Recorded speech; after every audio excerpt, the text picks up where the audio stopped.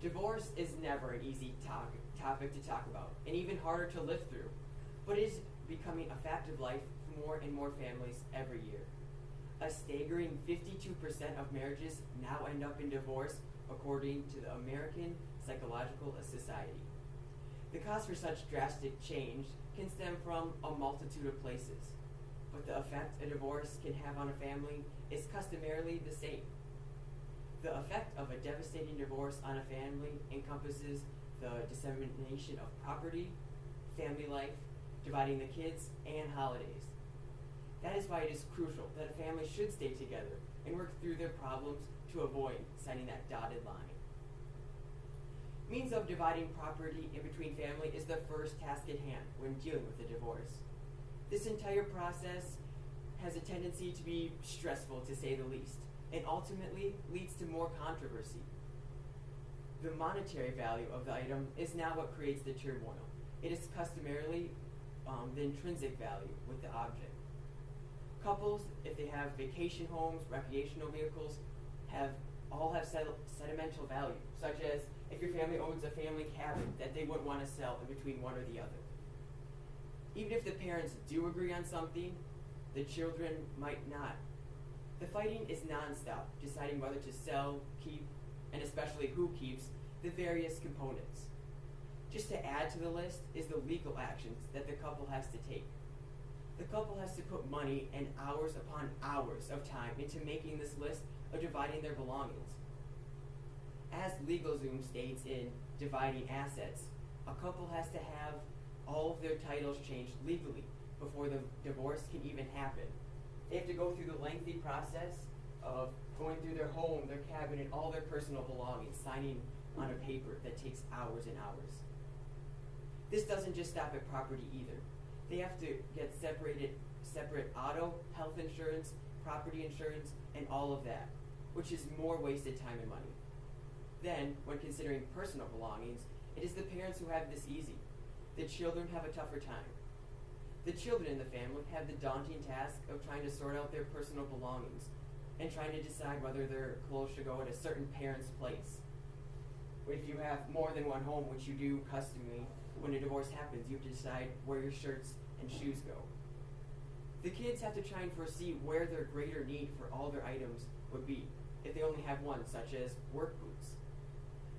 As much value as the physical items have, it is the time and memories lost of a family's separation that are missed the most. Secondly, the effect of divorce on a family's life is where it creates the greatest impact. You no longer have family photos anymore because there's only half of your family together. The property is meaningless compared to this disaster of family life. One of the first thoughts that runs through the couple's mind is, what are they going to do about their family? Since the parents are separating, the very seams of which held the family together are torn away.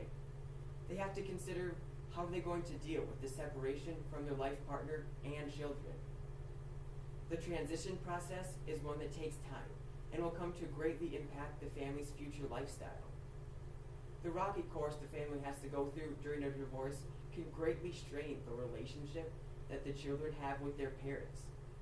It is not unusual for the children to develop and display strong feelings of strong hatred or coldness to one parent or the other. Many families have the struggle of dealing with everyday life on top of a depressing divorce. Countless adults and children have fallen victim to depression, and to the start of their lives start to spiral out of control. This is why there's a leading cause for depression pills. It is among the top 10 pills sold without a doctor's prescription around the United States.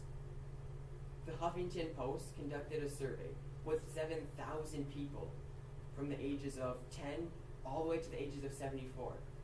And they found that children had the most suicidal thoughts during this time, and that over 60% of the members interviewed had feelings of depression and were on medication. This leads to continuous problems affecting their jobs, social life, and just general attitude towards life. But the children in the family are still faced with yet another problem. The third aspect of divorce continues as the child is torn between choosing between their both parents and which one to spend the majority of their time with.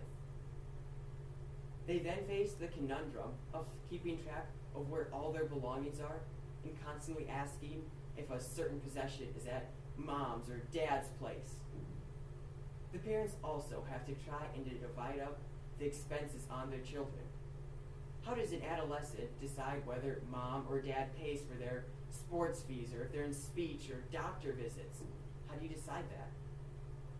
This remains a question that can never be simply answered. The problem is only amplified when the children is in college. When the child is in college, they will have to attempt to allocate their very limited time in between each parent's house. And especially if both parents live far away, especially from where the student is attending college, the problem just gets bigger and bigger.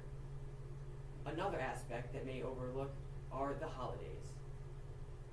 The fourth and final effect of divorce is that a kid is faced with the uncomfortable opposition of deciding which family to spend for Easter, Thanksgiving, or Christmas. How does a kid decide whether to go to which side of the family without offending either side? Or, especially, how are they supposed to get from one side to the other without offending them? The problem becomes amplified if the two families live far away from one another. The situation is not improved when attempting to leave one holiday or the other. The child is faced with the awkward opposition of attempting to leave one side when all the family members are in the same house.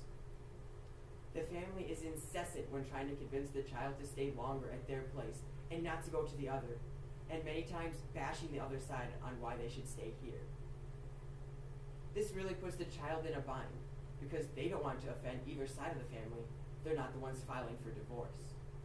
But the child has to make a decision whether they want to or not.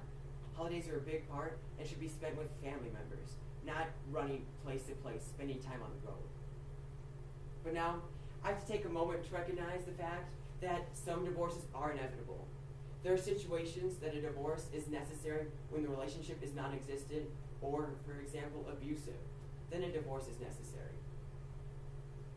But before you sign that dotted line, you have to take a moment to consider all the effects a divorce will have on you and your family.